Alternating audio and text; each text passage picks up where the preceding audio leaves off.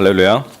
우리 함께 한번 선포합시다. 그리스도 예수 안에서 너희 자랑이 풍성하게 하라. 아멘. 본문의 말씀을 가지고 내 자신을 연단하라라는 제목으로 이 말씀을 함께 나누겠습니다. 오늘 본문을 우리가 잘못 이해하면 6절에 나와 있는 너와 11절에 나와 있는 너를 믿는 자 개인으로 누구든지 다 넣어낼 수 있다라고 하는 포괄적인 부분으로 생각할 수가 있습니다. 그것이 전혀 불가능한 것은 아니지만은 그러나 가장 먼저 우리가 생각해야 될 원뜻이 뭐냐라고 이야기할 때 여기 나와 있는 너는 평신도가 아니에요. 말씀을 읽는 누구나가 다 너냐라고 이야기할 수는 일단 일반할 수 없다는 것입니다. 가장 중요한 것은 디모데라고 하는 에베소 교회의 담임 목사에게 사도 바울이 준 중요한 가르침의 첫 번째 주제가 있는 거예요.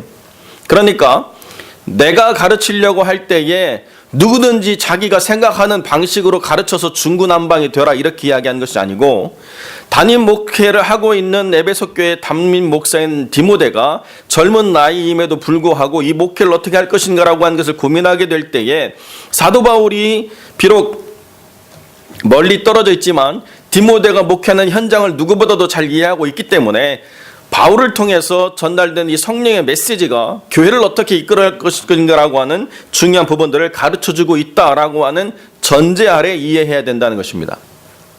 그러니까 내가 이것을 가르치고 내가 이것을 명하고 내가 이것을 전달한다라고 하는 것의 가장 첫 번째 역할을 누가 하느냐라고 이야기하면 성경을 읽는 누구나가 해야 된다 이게 아니에요. 먼저 이 말씀을 가르치는 목사를 통해서 이것이 전달되어야 된다라고 사도 바울이 디모데에게 이야기해 주고 있는 것입니다.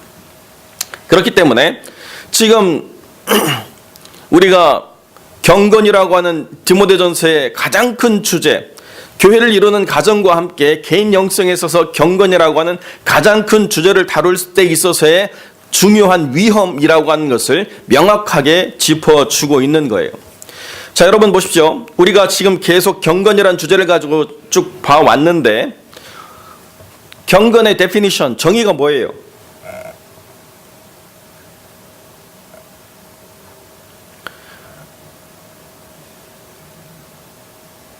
제가 처음부터 시작할 때 명확하게 경건은 이렇게 정의 내려졌습니다라고 하는 정의를 가지고 출발하지 않았어요.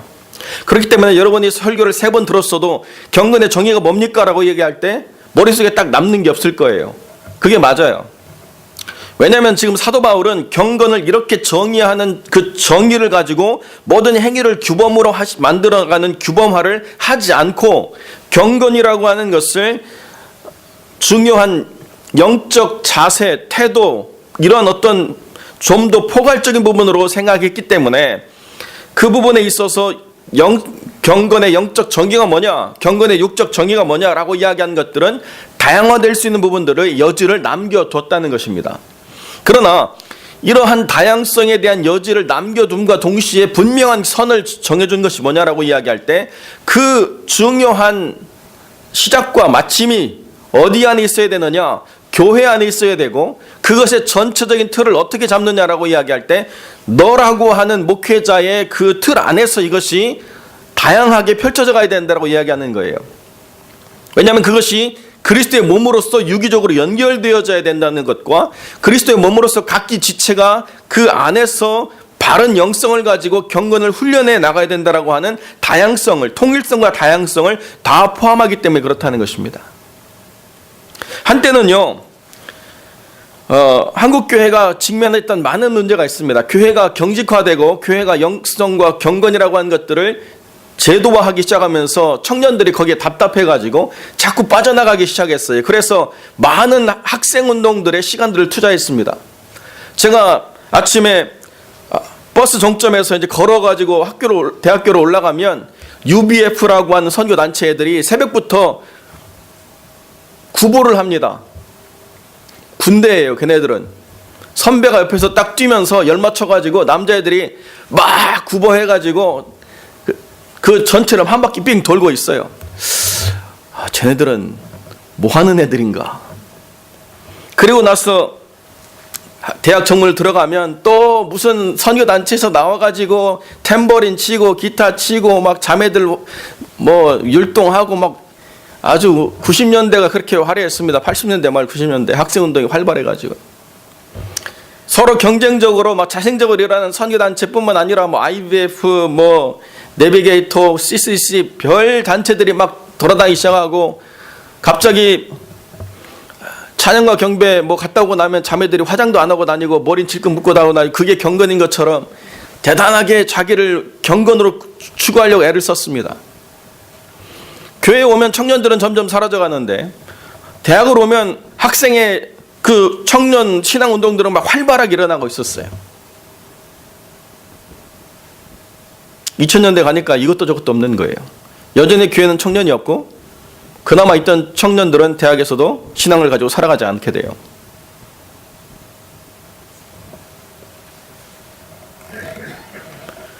뭐가 문제인가? 죽은 경건과 잘못된 영성이 만나는 접점이 전혀 없었다는 거예요. 청년들은 영성을 추구해서 하나님을 더 깊이 하려고 애를 썼는데요. 그러다 보니까 교회가 공동화되어 버렸어요. 교회는 죽은 경건을 붙잡으려고 옛날의 방식을 가지고 청년들을 이끌려다 보니까 청년들을 잃어버리게 됐고 그 청년들은 자기만의 방식으로 하나님을 찾아가려고 하다 보니까 교회를 떠나버리게 됐다는 거예요. 아무도 승자가 없는 게임을 할 수밖에 없었다는 것이 문제라는 거죠.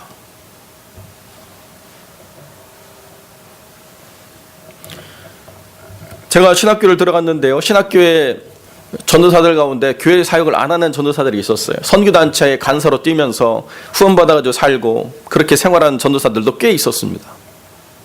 그러면서 교회에 사역하는 사역자들을 이렇게 룩다운하는 야, 넌 아직도 그런 데서 사역하고 있니? 뭐 이렇게 바라보는 관점의 시각들을 갖는 부분도 있었습니다. 단기적으로 보면 뭔가 더 우월해 보이고 단기적으로 보면 뭔가 더 뛰어나는 것 같이 보이는데 역사적으로 놓고 보니까 아무도 지혜자가 없었던 것입니다. 경건이 어디에서부터 시작되느냐라고 하는 중요한 질문을 어떻게 가져야 되느냐. 교회라고 하는 그리스도의 몸으로부터 출발하지 않으면 누구도 승자가 될 수 없다는 거예요.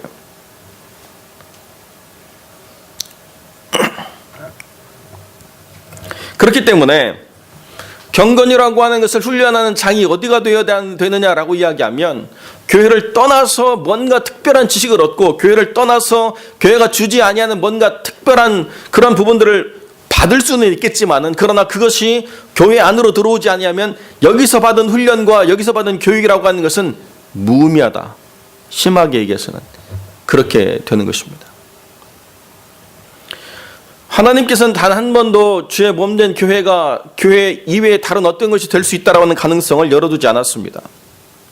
그런데 사람들이 점점 하나님의 교회 안에서의 경건이라고 하는 가치를 잃어버리기 시작하면서 다른 데서 모든 걸 추구하기 시작하는 거예요.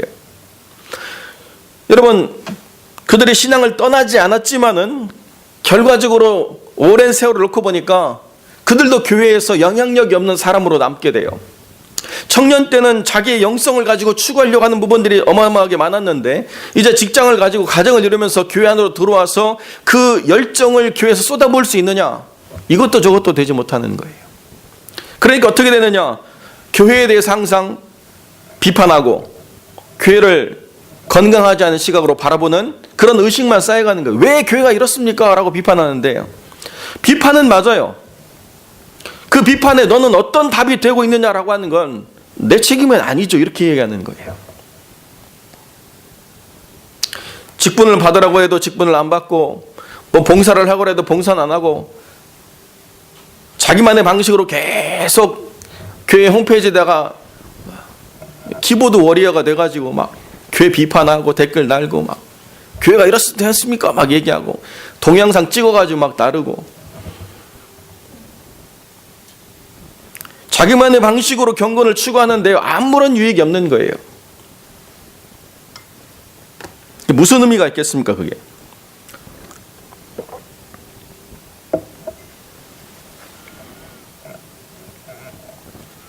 망령되고 허탄한 신화를 좇는 방식이에요.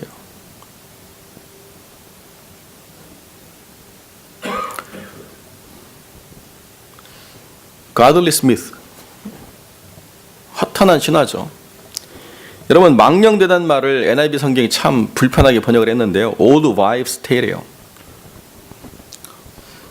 나이 많은 여자들의 이야기들.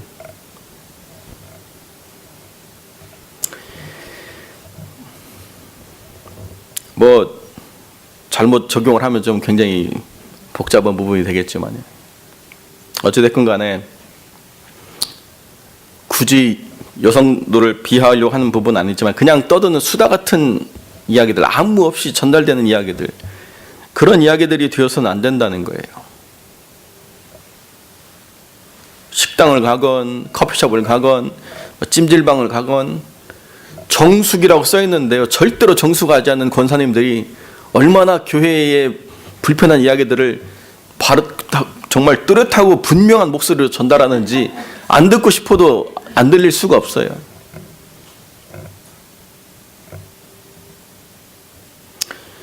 정말 버려야 될 것들이라는 거예요. 경건은 어디서부터 출발하느냐? 하나님의 몸된 교회로부터 출발하게 되는 것입니다. 나는 이 수준이 아니다 라고 말하고 싶지만 이 수준이 아니기 때문에 그 수준까지 끌어올릴 책무가 교회의 일원으로서 있다라고 이야기해야 되는 거예요. 그러니까 좋은 관점에서 뭔가를 추구하려던 사람도 그렇게 문제가 되지만 이제 더 큰 문제가 뭐냐면 이단들이 그렇게 목말라하는 사람을 끌어다가 좋은 교회, 참된 교회, 바른 목자라고 하는 포장을 해서 사람들을 끌어가기 시작하기 때문에 그 사람들이 이단에 빠져서 돌아올 수 없는 길을 가버리는 일들이 발생한다는 것입니다. 한국교회의 이단과 계속 싸우는 분들이 제 페이스북에다 뭘 올리는데요, 그분들이 중요한 두 가지를 전제하고 있어요. 이단에 빠지지 않는 중요한 두 가지. 첫째 뭐냐? 교회 밖의 성경 공부를 경계하라는 거예요. 두 번째, 만약에 교회 밖에 성경 공부를 해야 된다고 한다면 절대로 담임 목사 모르게 하지 말라는 거예요. 이단들이 사람들을 세뇌시키는데 적어도 6개월의 기간을 필요로 하기 때문에 절대로 말하지 말라고 하면서 성경 공부를 이끌어가는데, 그렇게 성경 공부를 이끌어가는 동안 아주 전방위적으로 이 사람을 똘똘 뭉쳐서 이단으로 끌어내는 사람들이 딱 달라붙게 돼 있어요. 24시간 운영되는 체계가 있는 것을 모른 채 그냥 그 사람이 모이는 모든 영역에서 전방위적으로 이 사람을 이단으로 끌어가기 위해서 둘러싸여 있다는 사실을 전혀 모른 채 그렇게 생활하다 보면 어느새 6개월이 지나고 나면 자기도 모른 채 이미 거기에 가 있는 자신을 발견하게 되는 거예요. 근데 그런 사람들이 전혀 교회를 모르는 초짜냐? 아니에요. 추수꾼 전략이 뭐냐? 다 휘어서 익어진 알곡을 가져오는 거기 때문에 다 휘어져 익어진 알곡이 뭐예요? 교회의 장로나 권사나 중직자들을 끌어오는 게 추수꾼 전략이에요. 그래서 중직자들이 그렇게 오게 되면 산 옮기기 전략으로 하는 거죠. 담임 목사를 이단에 속한 그 목사로 딱 임명을 시켜버리면 그냥 그 교회가 다 이단 교회가 되는 거예요. 그런 방식으로 이끌어져 간다라고 할 때 처음에 그 사람들이 매료됐는 게 뭐냐? 경건이라는 거예요. 여기는 참된 영성이 살아있는 경건이 있다고 사람들이 매료되면서 흘러가기 시작하는 거예요. 그런데 거기 보니까 허탄한 신화를 줬는 거라는 거죠. 자, 그러면 우리가 이루어야 될 경건의 바른 가르침이 어디 있느냐라고 얘기할 때 적어도 여기 이 교회 안에서 선포되어지는 말씀, 이 교회 안에서 전달되는 기도 안에 영성의 자리가 분명히 뿌리내려져야 된다는 것입니다. 그러면서 육체의 연습도 유익이 있는 것처럼 경건의 연습이라고 하는 것은 금생과 내생의 유익이 범사에 있다고 이야기하는 것을 분명히 전제하고 있는 거죠. 우리가 말하는 김나지엄이라고 하는 것이 여기에 연습이라는 말로부터 시작하는 거죠. 그러니까 육체도 건강을 얻기 위해서는 연습이라고 하는 운동이 필요한 것처럼 경건도 뿌리내리기 위해서는 이 교회 틀 안에서 나만의 훈련의 방식을 세워서 끊임없이 이것들을 이루어 가야만 되는 부분이 있다는 거예요.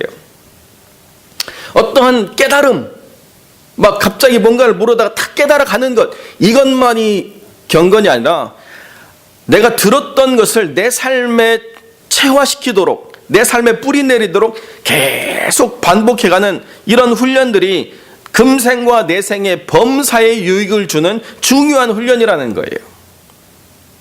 말씀을 들으면 오늘 얘기 참 뭐가 좋았다. 본론은 사라지고 재밌는 간증거리나 예화들만 머릿속에 남는다 할지라도 그것이 주고자 했던 본질의 메시지가 뭐였는가를 계속 생각하면서 내 삶에서 내가 적용해야 될 것이 무엇인가를 계속 내 삶의 하나의 방식으로 체화시켜가는 것, 이것이 중요하다는 것이죠.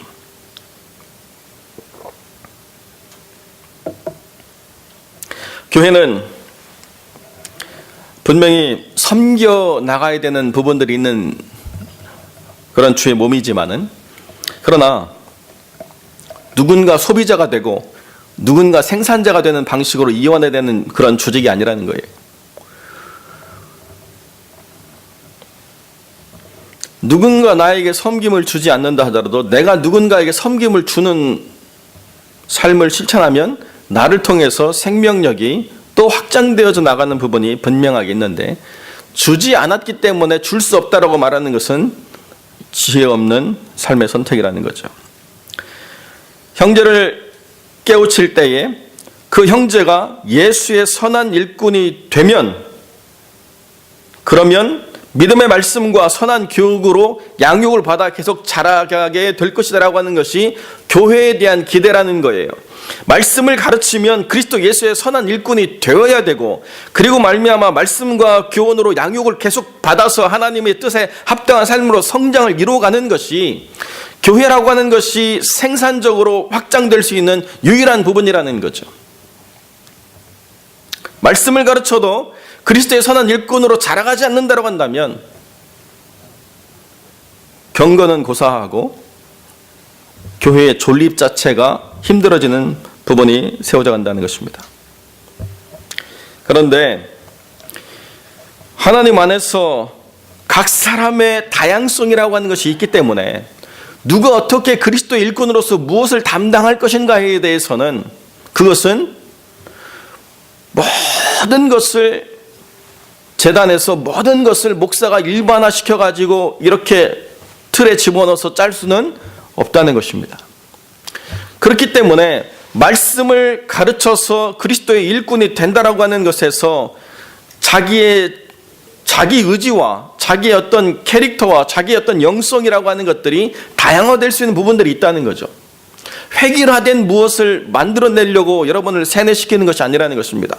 말씀이 각 사람들에게 전달돼서 어떠한 것들을 이렇게 세우느냐는 성령의 역사가 있기 때문에 성령께서 각 사람에게 주시는 그 은혜를 가지고 내가 무엇을 연습하고 어떻게 훈련할 것인가라고 하는 중요한 주제로 내 삶을 세워가면 그리스도의 선한 일꾼이 된다라고 하는 것은 목사가 만들어내는 것이 아니라 성령께서 모든 사람들 속에서 역사하시는 그 방식대로 세워지는 것을 보면서 성령 안에서 함께 동역의 거룩한 길들을 가게 된다는 거죠. 그러니까 제가 작년 한 해에 그런 기도 제목을 한번 품어보라고 말씀드렸어요. 일관되게 내 영성을 위해서 1년 내내 계속 내가 추구해야 될 기도의 제목을 한번 세워보시라고요.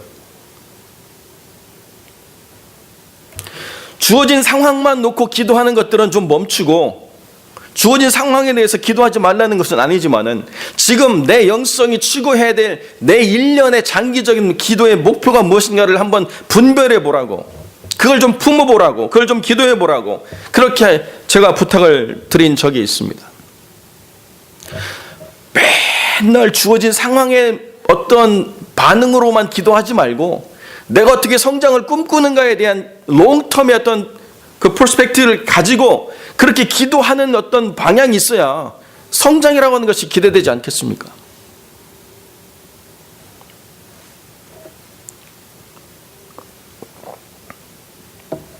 경건에 이르기를 연습한다라고 하는 것은 경건에 이르고자 하는 희망과 경건에 이르고자 하는 어떤 방법과 그에 대한 플랜들을 세워가는 어떤 내 삶의 훈련의 체계화라고 하는 것이 있어야 된다는 거예요.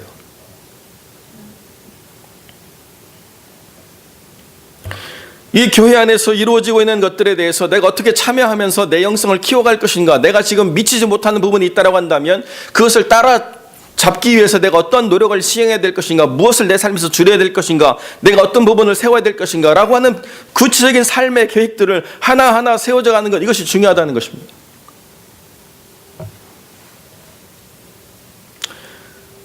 만약에 내 삶의 영성에 대한 계획이나 플랜이 없고 내 삶에 그러한 기도가 세워지지 않는다고 한다면 내가 지금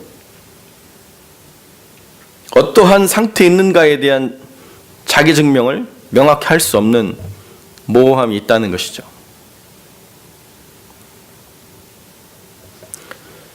정말 금생과 내생의 약속이 있는 삶의 유익을 얻기 위해서 내가 무엇을 추구할 것인가?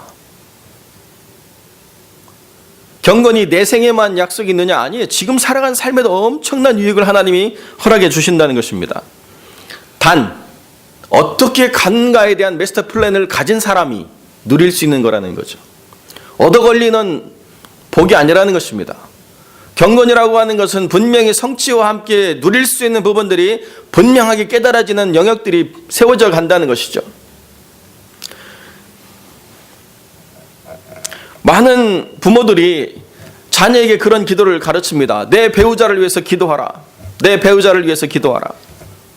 그래가지고 배우자에 대한 조건만 늘어가요. 막 조건이 한 40가지 되는 자매도 만나봤어요. 배우자를 위해서 기도하라고 하는 것이, 조건을 늘려가라고 하는 것이 절대로 아닌데, 자기 생각에는 정말 좋은 배우자를 만나야 되겠다, 내가 존경할 만한 배우자를 만나야 되겠다, 정말 내가 의지할 만한 배우자를 만나야 되겠다, 이런저런 조건을 가지고 막 어마어마하게 조건에 합당한 사람을 찾아서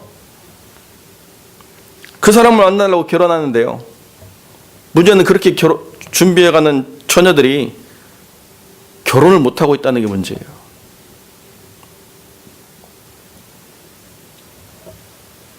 지금 생각해도 아찔한데, 제가 오랜만에 한국에 들어가서 옛날에 섬겼던 교회, 제가 가르치던 부서에 처녀 교사로 함께 했던 자매를 만나가지고 이렇게 반가워서 인사하면서 옆에 아이가 앉아 있길래 아들이냐고 그랬더니 저 아직 결혼 안 했어요. 그 다음 대화를 제가 할 수 없어가지고 미안하다고 그리고 얼른 자리를 피했던 경험이 있습니다.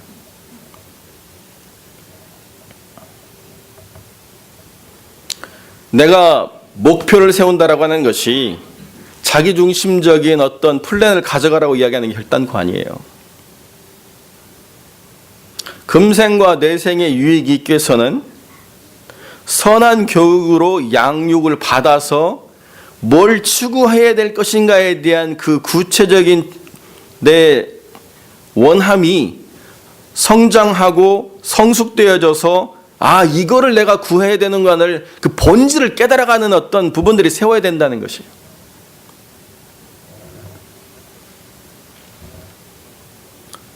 아이를 키우다 보면 아이가 아주 미성숙하기 때문에 가치를 몰라서 헤매는 부분이 있죠. 정말 좋은 것이 있는데도 아이는 그 가치를 모르기 때문에 아무것도 아닌 것에 목숨을 겁니다. 부모 입장에서는 참 답답하죠. 그런데 그 아이가 자라고 나면 네가 그랬어 라고 하는 걸 인정을 안 해요.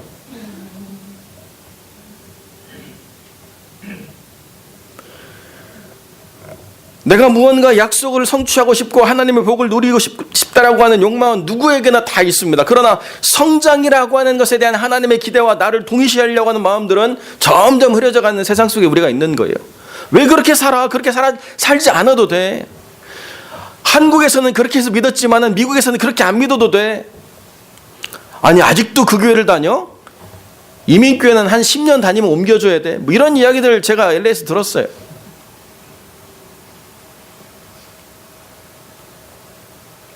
망령되고 허탄한 신화를 좇는 사람들의 이야기죠. 미국의 하나님하고 한국의 하나님이 다를까요?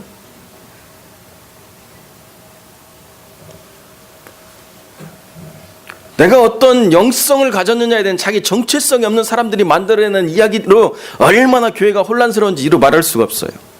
내가 어떻게 주를 만났느냐, 이게 나의 캐릭터예요.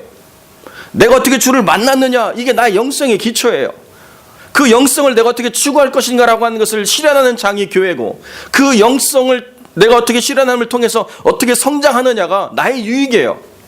나의 힘이고 내가 받은 은혜예요.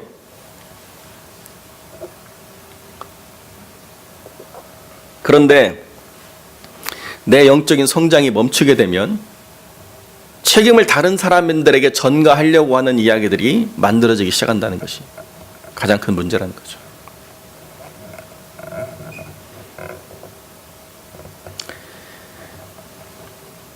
제 개척교회를 하면서 참 많이 힘들었던 것이, 교회를 나오는 사람들이 그렇게 많은 조건을 가지고 교회를 나오는지를 미처 몰랐다는 거예요. 아이를 데리고 이렇게 오는 부모는, 교회가 너무 좋은데요, 교육부가 아직 빈약해가지고 데리고 가버려요.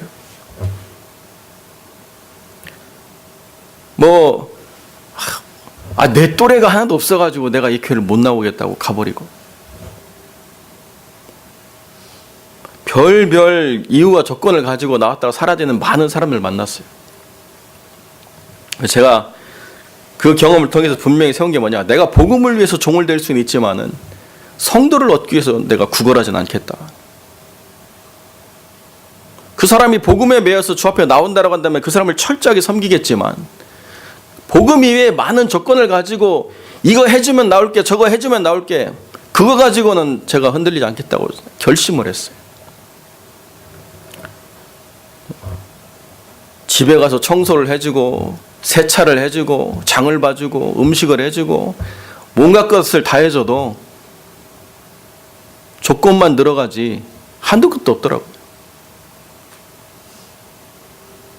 결국 이 사람이 복음에 매이지 않는구나. 복음에 매여야 형제가 깨우쳐서 말씀에 붙잡혀야 선한 일꾼이 되는 거지. 말씀에 붙잡히지 않은 사람을 다른 것으로 붙잡으려고 하니까 소진되고 탈진되고 아무것도 되어지지 않는다는 거예요.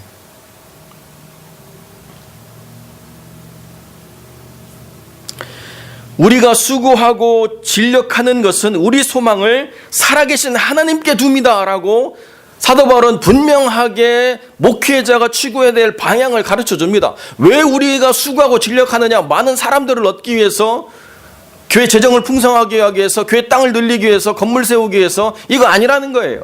우리의 소망을 살아계신 하나님께 두었다라고 하는 분명한 확신을 가지고 사역하면 예수 그리스도의 선한 일꾼이 세워지게 된다.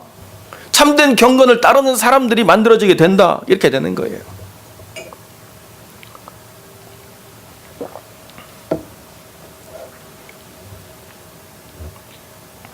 에베소 교회라고 하는 교회가 에베소서를 통해서 우리가 유추해보는 많은 부분들을 가지고 있습니다. 그럼에도 불구하고 디모데가 경계해야 될 부분들이 상당히 심한 교회라고 하는 것을 사도 바울은 분명히 인지하고 있었다는 거죠. 어쩌면 디모데보다도 더 하나님을 깊이 경험했다라고 하는 사람들이 있을 수도 있는 교회예요. 어쩌면 디모데보다도 더 오랜 세월을 살아왔던 믿음의 삶이 있는 사람들이 있는 교회라는 거죠. 디모데가 뭘 할 수 있느냐?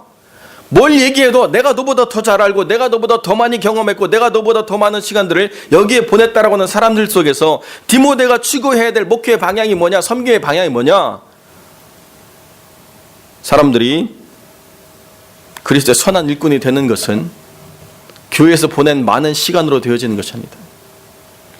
교회라고 하는 것이 어떻게 돌아가는지에 대한 체계의 이해가 필요한 것이 아니고, 그들이 어떠한 사람들이 모이고 얼마나 많은 사람들이 모일 수 있는가를 가지고 이야기하는 것이 아니다. 경건을 추구하는 예수의 선한 일꾼이 세워지는 것, 이 본질을 바라봐라. 이걸 놓치게 되면 에베소 교회가 아무리 겉으로 보기에는 좋은 교회로 보인다 할지라도 에베소 교회는 곧 무너지게 될 것이다.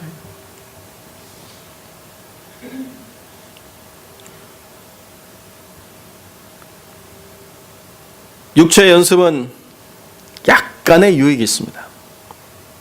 유익이 전혀 없는 것은 아니죠. 그런데 요즘 얼마나 많은 사람들이 건강과 관련해서 수많은 돈을 쓰고 정보를 얻으려고 하고 그것을 위해서 얼마나 많은 사람들이 애쓰고 수고하는지로 말할 수가 없어요.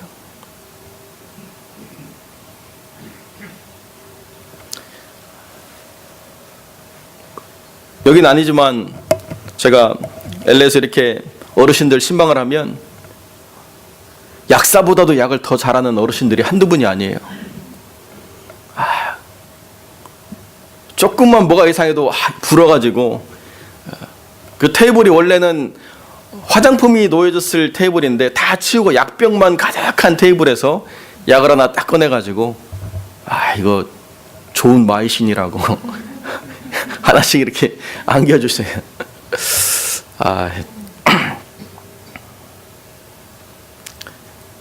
얼마나 그 노년에 아프고 상한 것이 많은지 그 약병만 봐도 볼 수가 있어요. 얼마나 몸이 불편하신가.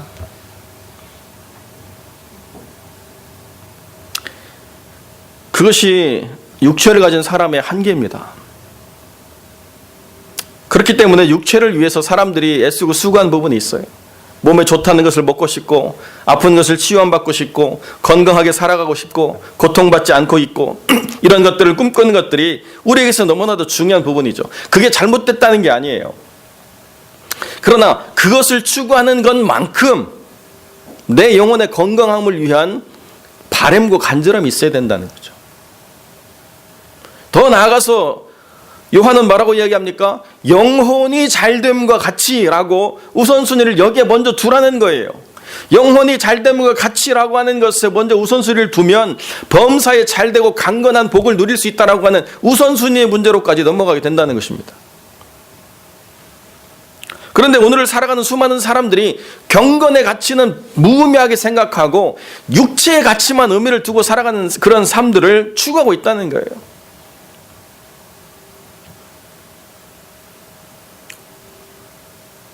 교회가 무엇을 지향하느냐라고 하는 것은 정말 중요한 것입니다.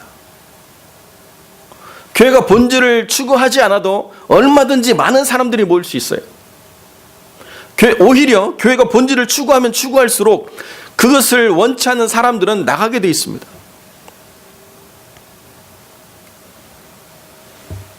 세속적인 방법으로 얼마든지 교회는 부흥이라는 것들을 포장해서 만들어낼 수 있습니다. 그러나 그것이 정말 하나님이 원하시는 교회의 참된 모습이냐라고 하는 것에서는 우리가 완전히 동의하기가 힘들다는 것이죠. 이 한 해 속에서 우리가 예수 그리스도로 말미암아 우리의 자랑이 풍성해지기를 기대할 때 뭐가 우리의 자랑이냐? 뭐가 우리의 자랑이냐? 금생과 내생의 약속 있는 유익을 내가 얼마나 누렸느냐? 누리고 있고 그것을 바람이 얼마나 더 깊어지고 그것을 추구함에 대한 내 플랜이 얼마나 더 분명해지고 그것을 위해서 기도해 내 삶들이 얼마나 더 명확하게 그것들을 부르짖느냐라고 하는 분명한 방향성이 내 자랑을 정당화할 수 있다는 것이죠. 어떤 사람이 방송에 나와서 그런 얘기 하더라고요. 아들을 자랑하는데요, 한국에서도 탑 클래스의 학교들을 계속 나왔고 미국에서도 가장 좋은 대학을 나왔는데 그리고 난 다음에 대학원을 나오고 모든 것에 정점을 모든 학문을 다 마친 아들이 엄마에게 던진 질문이 그거였다는 거예요. 엄마 이제 나 뭐 해야 돼?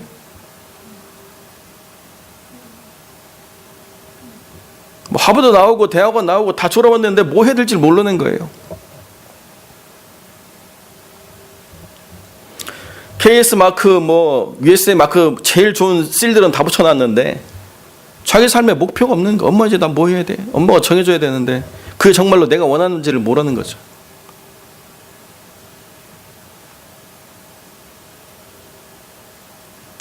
무엇이 삶의 방향이냐라고 하는 걸 세우는 것이 지금 얼마만한 노력을 들이고 있느냐보다 더 중요한 거예요. 내가 무엇을 추구하느냐에 대한 분명한 의식 없이 열심만 낸다라고 해서 그것이 의미가 있느냐? 아무런 의미를 갖지 않습니다. 육체를 소진할 뿐이에요.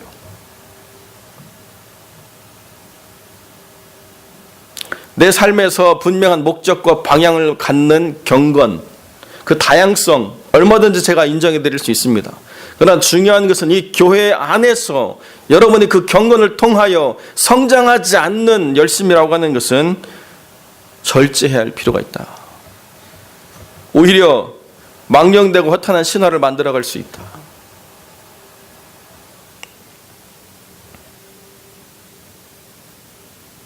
이것이 우리가 생각해야 될 가장 중요한 부분이라는 거죠. 우리 스스로를 연단하는 시간들을 갖고자 할 때에 내세에만 유익이 아닌 금생에도 유익이 있는 분명한 삶의 목표가 무엇인가 라고 하는 것을 깊이 묻고 분명하게 붙잡고 살아가는 하나님의 사람들 되시기를 우리 주님의 이름으로 간절히 축원드립니다. 기도하겠습니다. 참 좋으신 아버지 하나님, 감사와 영광을 주께 돌립니다. 우리 주님께서 우리에게 성령으로 말씀하여 주셔서 우리가 그리스도의 선한 일꾼이 되어 하나님 안에서 믿음으로 또 교훈으로 깨우침 받아 성장하기를 꿈꾸고, 그것이 우리에게 있어서 내세의 유익뿐만 아니라 금생에 있어서도 유익이 되는 놀라운 은혜가 되도록 하나님 우리를 인도하시기를 소망하옵나니, 우리 주님께서 이 한 해 속에서 우리의 삶을 이끌어 주셔서 목적 없이 달리는 삶이 아니라, 허공을 향해 휘두르는 주먹이 아니라 분명한 삶의 목적을 가지고 우리의 삶이 나아가며, 그곳에서 우리가 기대하는 바가 무엇인가를 자각해 나가고 또 성취해가는 삶을 살아갈 수 있도록 주님 은혜를 베풀어 주시옵소서. 주님께서 함께해 주시기를 간절히 소망하며 거룩하신 우리 주 예수 그리스도의 이름으로 기도드립니다. 아멘.